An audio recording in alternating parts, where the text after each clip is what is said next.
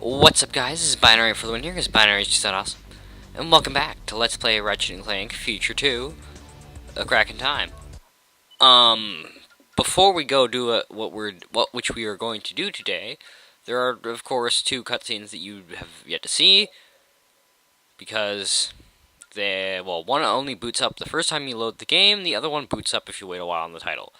So let's take a look at the title screen one first.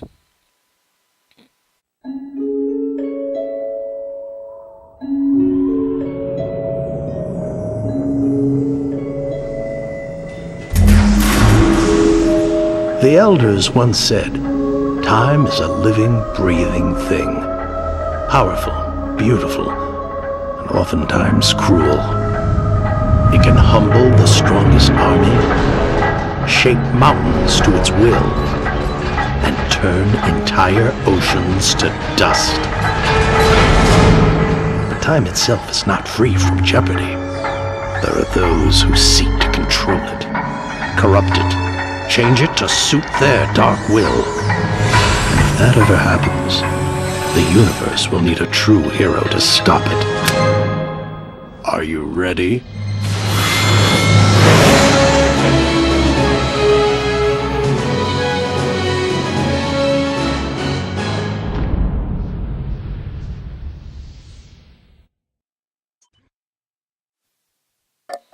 And here is the story so far. Keeping in mind, of course, this is meant to be shown at the beginning of the game, so, oops.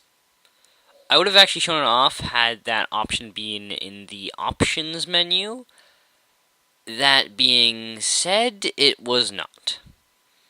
You actually have to boot up a new game in order to see this, so, yeah.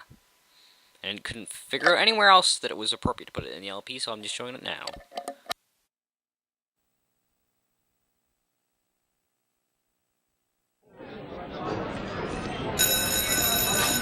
Quiet on the set, please. Hello, test, 1, 2, testing. Captain, we're ready to get started. Just take a seat over there. So I thought we could start with the whole I did my own stunts angle and sort of roll into my method for accomplishing this brooding stare. Yes, we'll get into that in a second. But first, could you comment on the disappearance of Clank? Oh, right, little guy. What do you want to know about him for? You've got El Numero Uno superhero right here. Look at that, huh? There's your superhero. You can't see it, but there's a tribal tattoo under there. That's nice, but if you could just give us your version of the events. I'm sorry. I thought we were here to talk about my new holo film, My Blaster Runs Hot. I mean, I wouldn't even be able to tell a story without some sort of visual. Do you have any crayons? We'll add in the visuals. All right. It began a couple of years ago. I was manning my post as chief volunteer at the Planetary Defense Center when a deadly space armada began attacking Metropolis. Naturally, I could have handled the matter myself, but I was compelled to escort a group of underprivileged orphans to safety. I contacted Ratchet and Clank and deputized them to act in my stead. We soon learned that a vile tyrant named Percival Tachyon had amassed a large army and set his sights on the galaxy's thriving Lombax population. Ratchet is the only Lombax. Are you sure? Pretty sure, yeah. Huh. Anyway, Tachyon was after a device that would enable him to bring back a banished race of creatures known as Cragmites. Little did he know, a mysterious race known as the Zoni were giving Clank new abilities, including laser arms. But they were doing more than just giving him abilities, weren't they? Well, there was something about premonitions and yada yada yada, but the heart of the story is here with old CQ. Using my keen intellect and deceptive skills, I planted myself within the Emperor's ranks and tracked down the Dimensionator. Which you promptly delivered into the hands of Tachyon, enabling him to release the Cragmite Scourge. A mere bump on the road to victory, my friend. We still destroyed Tachyon, banished the Cragmites, and saved the galaxy. But then, in a shocking final twist, the very beings Clank claimed to have aided him snatched him from the Apogee space station, never to be seen or heard from again. Well, that's not necessarily true. Ratchet discovered his location in an uncharted system on the edge of the galaxy. Its capture had been orchestrated by Dr. Nefarious. Oh, yeah, I heard about that. I, of course, was on the set for my new Hollow film, My Blaster Runs Hot, which, by the way, you have yet to ask about. One of the greatest heroes in the universe. Your colleague is captured by your nemesis, and you stay behind. Didn't you hear the call to arms? Of course I heard it. But when you get to be as big as me, you have to let a few of those babies go to voicemail, you know? Kidding. Ha, had you for a second. Of course I'm going to help Clank. Me and Ratchet planned this whole thing. Hello? Call to arms? Just kidding. It's my assistant. Roll! Fire up the ship and call Ratchet. I've got a hero to save.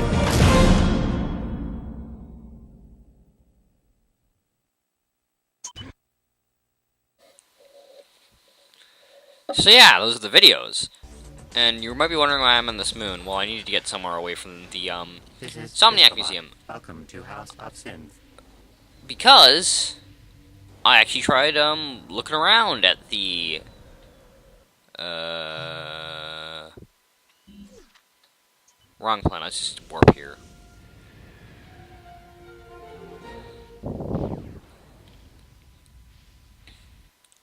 Anyhoozle. I can't believe I just used that term. I actually looked around the Insomniac Museum, and I actually got lost. This place is really big. I might not look into all of it, but I do have quite a bit of time, so why not? Oh, also, I'm recording this like a week or two after we get back, or after we got back from our band trip. By we, I mean myself and Aljap, because none of the other members of Co-op Chaos are really involved with that, with the band, because they can't music. So, anyway, I'll just look around. If I can't get everything on camera, I don't even understand this map. Like, where am I on this map? I don't get it. Anyway.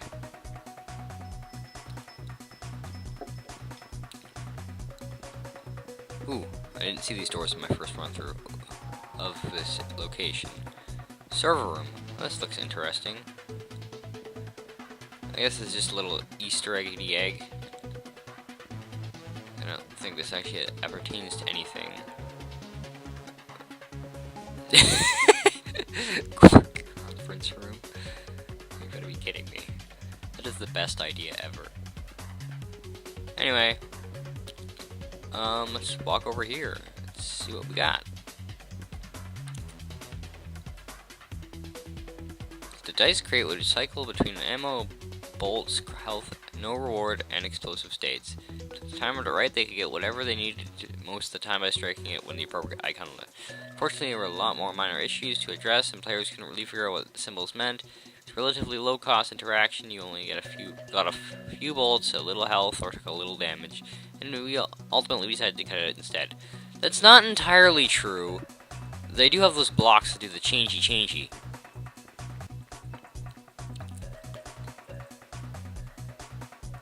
Crate can be triggered by damage being inflicted by it. Once damage, the crate explodes, and explodes into a frame large enough for Ratchet to walk through. The inner part of the frame fills in with a portal to the bonus dimension where Ratchet can see a preview of image of. Swinging into the portal, warp Ratchet to a randomly generated bonus challenge. Completing or failing the challenge warps her back to the portal entrance. If the player succeeds, the portal implodes. If they fail, they can jump back in for another try. Why did they cut this? That sounds pretty cool. I would be cool with that. Why did they cut it? I have no idea what this is. I guess we're gonna find out.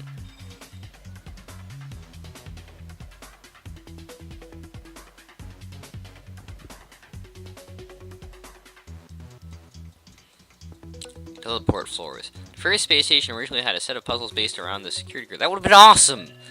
If the player threw a time belt, that would have been awesome! They would be able to navigate a path of panels that would have been awesome! In our focus test, lots of people were trying to jump over the panels, which wouldn't work, or repeatedly take the dead-end paths without watching where it went. they made a wrong move, the puzzle will send them back to the beginning of the puzzle. This caused many players to throw their controllers at us and showed some horrible things we won't mention here. The difficulty in communicating the rules of the puzzle in a reasonable amount of time, as well as numerous head injuries as a result of throwing controllers, convinced us to get those. But that would have been awesome! No, thank you. So how does this work?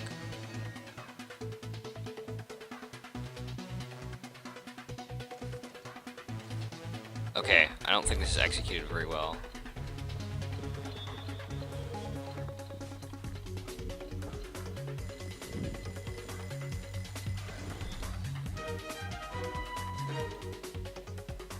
Yeah, never mind, I take that back. That would have been so fun.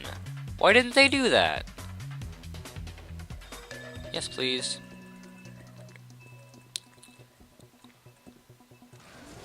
Anyway, more likely to need these.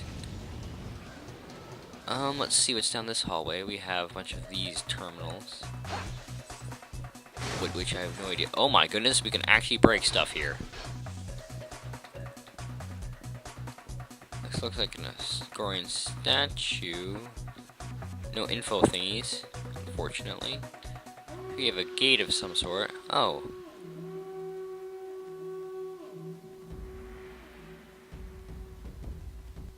What?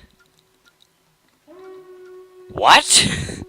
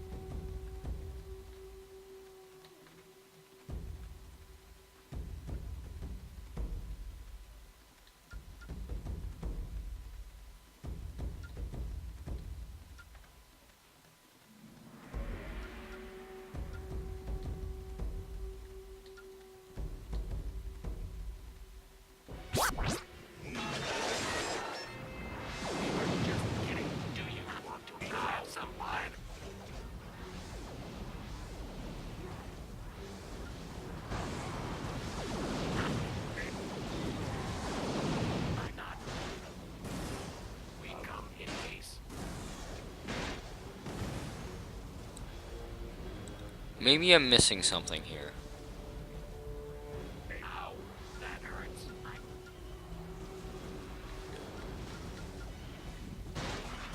Repeat. Oh, start to exit. Yeah, I don't think I quite understood what the point of this room was.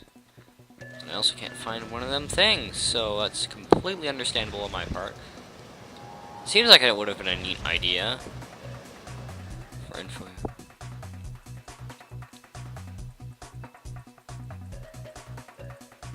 Too much greater detail in life forms.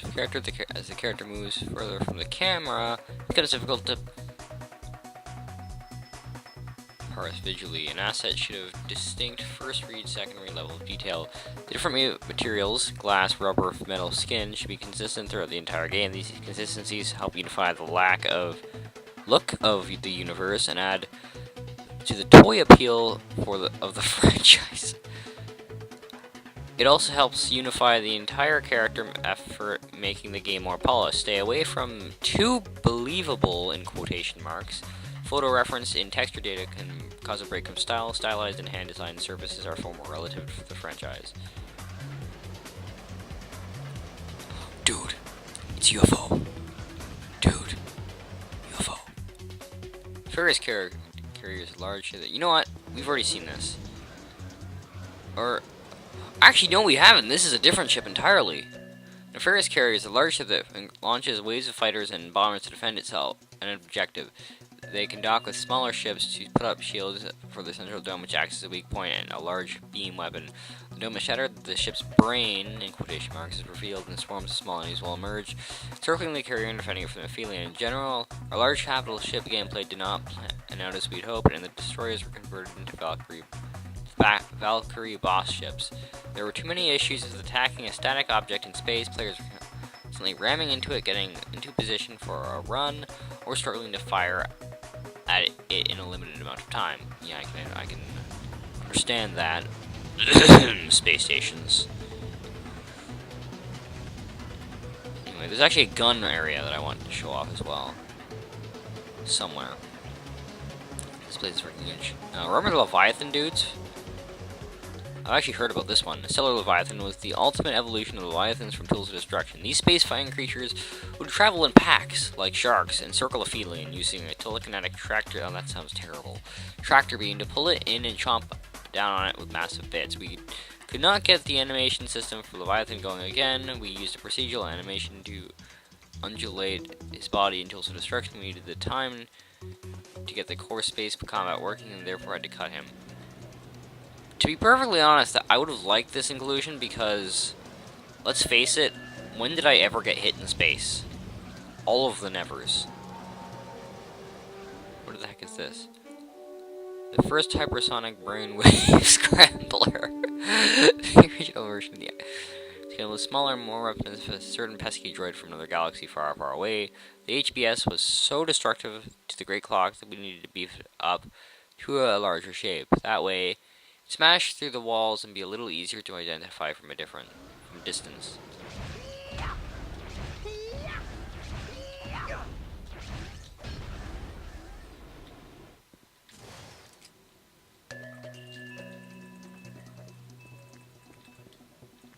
No, I don't want info.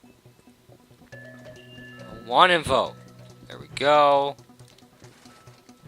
Actually, what isn't V5 yet? Is it? This is V5. It's just the Rhino, right?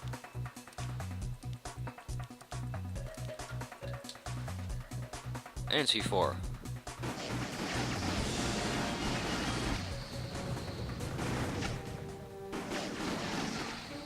Really?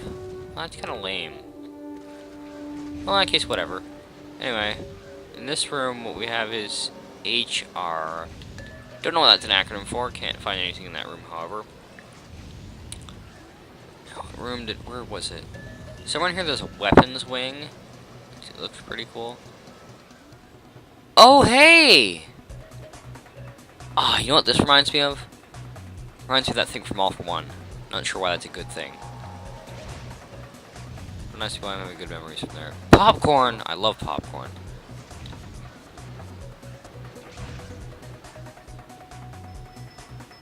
Oh yeah, it's not undulating. Gorians. Gorians are dim-witted warlike creatures who abide by asinine warrior code, which they make up as they go along. So, like Calvin and Hobbes' Calvin Ball, usually to suit their own purposes, they are known to conquer civilizations at the slightest provocation and operate a traveling coliseum known as the Peliplex. During the early days of Ratchet and Clank Time production, we decided it'd be fun to see the Briga system as a sci-fi version of high school. The Gorians were designed as the alphas, meaning they were the brawny athlete. I wouldn't call those alphas. Actually, the brawny athletic types who aren't really that bright tend to be the people made fun of where I go, but... Well, then again, they're not exactly brawny. They're sportsy, but not brawny. And it's more of the fact that they don't have any brains, but athletic bullies, mental faculties, so you consume massive amounts of protein bars. Smirk. Window. The window, the window. I don't actually know this song. Pantry. I love how this area has like these random rooms with no purpose. Oh yeah, I've actually been here. Sci-fi B-movie style. The Dr. Nefarious and his gang of robots have invaded the Briga star system, hoping to create a new dystopia where the villains rule the universe. With him, Dr. Nefarious brought a flair for the dramatic and over-the-top B-movie designs. Once Dr. Nefarious and his robotic cohorts prefer presentation and dramatic flair over functional and working designs. You know what? Well, from pencil to computer. All of the characters are described in a 3D world while still maintaining the qualities of a 2D world. Most of the deciding factors for having the clarity of a 2D design is whether the silhouettes are clear, whether the internal... Does that say internal? Details are easy to parse. Okay, I'm going to apologize for a second. My TV I have to use RCA cables to record because I have a Dazzle. And so, the PS3, I've noticed, does not do a very good job in low def. It looks great when it's in high def. It's not in high def right now. Visually, both from a far and from a closer viewpoint, and if the overall mood or personality of the asset can be read accurately on the first read. Oh, I didn't print out anyway. Anywho, if you guys really want to look into this, you'd get the game yourself, so why bother? In fact, because with the views I'm taking it, most of you already have the game yourself if you're that interested. Ratchet Conference Room. Was the weapon area over here? There was a... Oh, this is the area with the... No, that's the elevator. Whoa, whoa, whoa, whoa, whoa, whoa, whoa.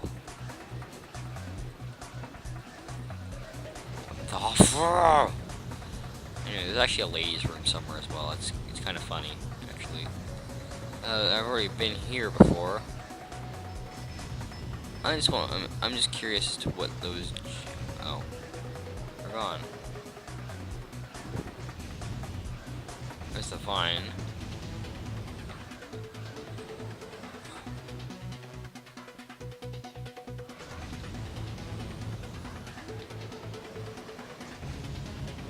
Oh, you can approach that? That's kind of lame. Can you?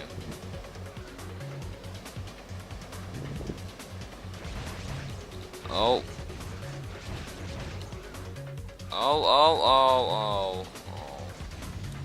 Can't go that way. Anyway, I think I'll just show off that weapon area once I find it, and then I'll call it a day. Okay, beating area. I'm trying to remember what I did to get over there. I jumped first over here, then I jumped over here. I think I went straight over here. Ha! Success. Alright, let's talk about the weapons that I've... Okay, so... The Phoenix launcher was based off of the Predator missiles from Tools of Destruction. Ratchet launches onto an enemy, and these fiery birds of prey would be released from the glove, circling around Ratchet's head. When the Ratchet fires, all the Phoenixes would descend on their targets in a fiery explosion. This weapon looked phenomenal on the paper, and I would have loved it to be a thing. It ended up not being a player favorite. I don't know why. It took too long for the Phoenixes to get into position, and from a gameplay perspective, they're exactly the same as the Predator missiles, which were awesome, by the way, developers. Hence, the decision was made to donate it to the museum and focus on polishing other weapons, which I actually enjoy. They made other weapons great. I would have liked to have more constructible weapon variety, but what can you do? This one's interesting. Touch Gun Chuck was a submission to My Blaster Runs Hot Weapon Design Contest. The winner of this contest, by the way, is the person who designed the saw blades of... Who designed the Spiral of Death, or Spiral of Doom, or whatever it was called. I don't know what the original was called. Razor Talons were energy blades designed to cut through enemies in close quarters. They were based on the Razor Claws of Tools of Destruction, but as we were nearing the end of production, we lacked the time to add all of the cool attacks necessary to make this weapon fun. Therefore, we made the tough decision to cut the Talons and focus more on our ranged arsenal. So I guess they didn't have, or they didn't lack ranged weapons in this game. They had to cut it, which I'm a bit miffed on. I have no idea what this is supposed to be for. I didn't look over here. Or I did look over here, but I ignored it. The Grav Sphere uses. When equipping Gravs... Wait, what? Give me a minute. I guess we're supposed to start with this one. So long, Grav Sphere. The Grav Sphere... Oh, no. Which one were we supposed to start with? When equipping the Grav Sphere, Ratchet is developed in a sphere of energy made of hexagonal tiles. The default state of the sphere is lightweight, and Ratchet's jump height is increased due to the light gravity. In low gravity mode, Ratchet can glide farther, jump higher, and travel objects that would normally not carry his weight. That would be rather neat. I would have liked that, actually. The Grav Sphere is one of four main... Used anywhere throughout the Briga system, it gave the player a sensation of being very light as being on the moon, or super heavy as if on Jupiter. This light, heavy mechanic offered an empowering feeling of control and the potential for some interesting platforming and puzzle gameplay, but production constraints prevented us from being able to give this gadget the love and attention it needed. Aww. It's okay, Gadget. I'll give you a hug. Grass here was a great idea, but it would have required to take up Insomniac standards would have taken away from other gadgets used more frequently throughout the game, like the hover boots, or the time bomb that was never used for anything. Once those were in and working properly, it became clear that we wouldn't be able to support 2 alternate modes of travel that you can activate anywhere, so the Gravisphere went the way of the correct. And there was just one more weapon left, and I'll call it a day. The Babble Horn. The Babble Horn was a gadget used to hack into doorways, communicating with nefarious troopers. We also wanted the player to talk to some of them using patterns of flashing lights. When we reached the implementation stage, we realized how the design work would go into we realized how much design work would go into crafting all of these sequences, since it really boiled down to the timing-based minigame without any proper humor of the pirate hollow guides and tools of destruction. We ultimately decided that it wasn't worth it. I can talk really fast, but you gotta do better. Is there anything else interesting here? Well, I guess there's this. Gesture look. Channels time energy ribbons through the major components of the Great Clock. It forms a large centerpiece in the middle of the Great Clock with several large time ribbons extending from the middle. From it to the buildings along the play area. When we re-entered the Great Clock after Clank's awakening, Astrolabe was broken, spinning oddly, smoking, and with broken ribbons. Clank, after repair, the facility is fixed with the... Oh, I actually never noticed that. Anyway, guys, if this interests you, I would recommend getting the game yourself. I've shown you how to get here, and this place is really freaking big. Like, literally, where did I go? Oh, wait, before I go, though, we need to find the men's room. Like, it isn't even a matter of question, we need to find the men's room.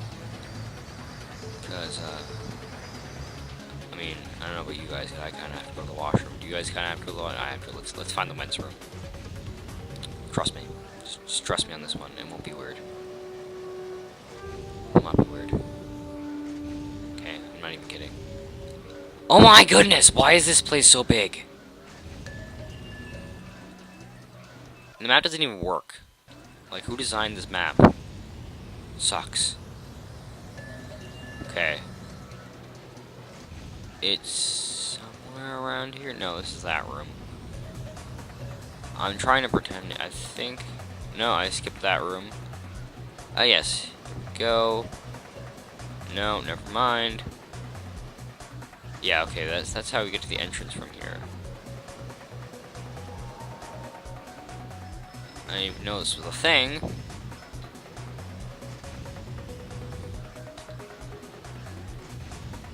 Where did I... I'll cut out until I find it. Guys, because I don't know what to tell you. I have no idea where the crap it is.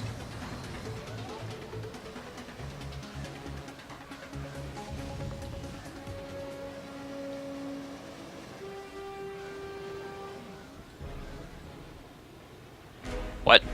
What?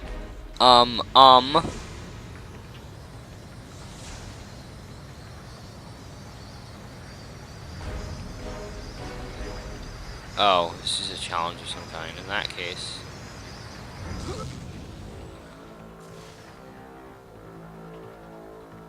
In that case...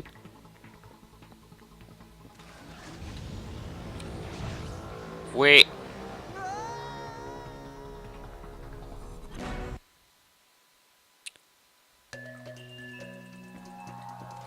There we go. Now, where was I before I was so really interrupted by that mini thing? I'm looking for these hilarious rooms. Holy crap, is this place big? Whoa, I didn't even know this was a thing. Holy crap! I'm gonna have to look at this stuff on my own free time. Like, holy crap, ladies and gentlemen. Oh, here it is. Here's the ladies' room. I don't know why I find this hilarious, but I just do. Like, there are just a bunch of eyes in the ladies' room that are watching you. You go in the men's room, it's just a picture of a cat. Oh my goodness, it's a laser cat. Why the hell is it a laser cat?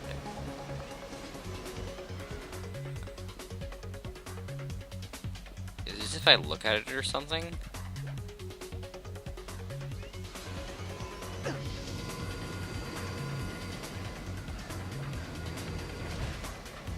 How triggers it to give laser eyes? Why does this cat do laser eyes? What did I ever do to you, cat? Oh my god. Why? What? Death to laser cats. Blah! Anyway, guys, it's been Binary for the Win here, because Binary is so awesome, and I'll see you guys next time.